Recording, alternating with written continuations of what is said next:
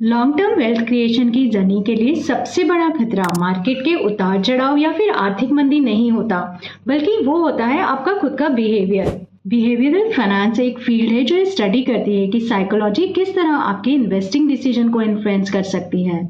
ये चीज बार बार सिद्ध हो चुकी है कि ह्यूमन बायसेस हमारे इन्वेस्टिंग डिसीजन को साइलेंटली और कंसिस्टेंटली निगेटिवली अफेक्ट करते रहते हैं। जैसा कि हम शेयर बाजार में भी देखते हैं, फियर और ग्रीड कंटिन्यूसली आपके प्रॉफिट्स को कम करता रहता है। चाहे आप नौसिखिए हैं या अनुभवी इन्वेस्टर, आपका दिमाग हमेशा ऐसी छोटी छोटी गलतियां कर देता है जो आपके इन्वेस्टमेंट डिसीजंस को इफेक्ट करती हैं। आइए इन बायसेस को जानते हैं। सबसे पहला है रिसेंसी बायस। इसका मतलब है हाल की घटनाओं को बहुत ज्यादा ध्यान देना और लॉन्ग टर्म रुझानों को भूल जाना। इसका मतलब है कि हाल फिलहाल के टॉप फंड्स के पीछे भागना। आंकड़े बताते हैं कि जो भी म्यूचुअल फंड की टॉप लिस्ट में 20% में आज फंड एग्जिस्ट कर रहे होते हैं, वो 70% फंड्स नेक्स्ट ईयर और नेक्स्ट टू नेक्स्ट ईयर अपनी परफॉर्मेंस को बरकरार नहीं रख पाते। इसलिए पिछले साल के स्टार फंडों के पीछे भागना आपको निराश कर सकता है। इसके बाद आता है नेम डाइवर्सिफिकेशन।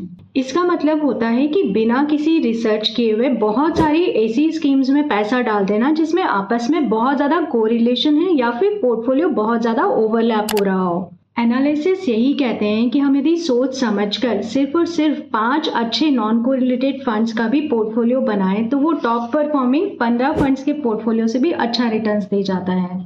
इसलिए ये बात नंबर ऑफ स्कीम्स की नहीं बट क्वालिटी ऑफ स्कीम्स की है।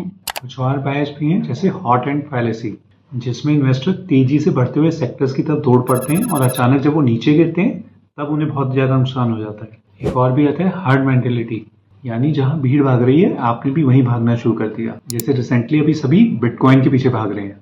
इसके साथ ही जुड़ा है कंफर्मेशन बायस। ऐसे में इन्वेस्टर सिर्फ उन्हीं फैक्ट्स को देखते और पढ़ते हैं जो उन्हीं के निर्णय को सही साबित करता है और रेड फ्लैग्स को इग्नोर कर देते हैं। ये लॉन्ग टर्म में काफी निगेटिव हो सकता है। यदि आपको लगता है कि आप ये सब नहीं कर सकते, जैसे कि आप टाइमली अपने लिए सही प्लानिंग नहीं कर पा रहे हैं, टाइम और रिसर्च जिसकी बहुत जरूरत है, अगर आप पोर्टफोलियो रिव्यू और मॉनिटरिंग नहीं कर पा रहे हो तो बहुत जरूरी है आप अपनी इन्वेस्टमेंट के लिए फाइनेंशियल एडवाइजर की सलाह लें। वो आपको एक अच्छी रिटर्न भी देगा और मेंटल पीस भी। अपने हर गेम को खुद से खेलने की कोशिश ना करें, बल्कि एक एक्सपर्ट ओपिनियन को हमेशा साथ में लेकर चलें। एक फाइनेंशियल एडवाइजर की सलाह लीजिए और अपने पैसे को सही दिशा दीजिए। अगर आपको ये वीडियो पसंद आया तो लाइक और शेयर करना मत भूलिएगा।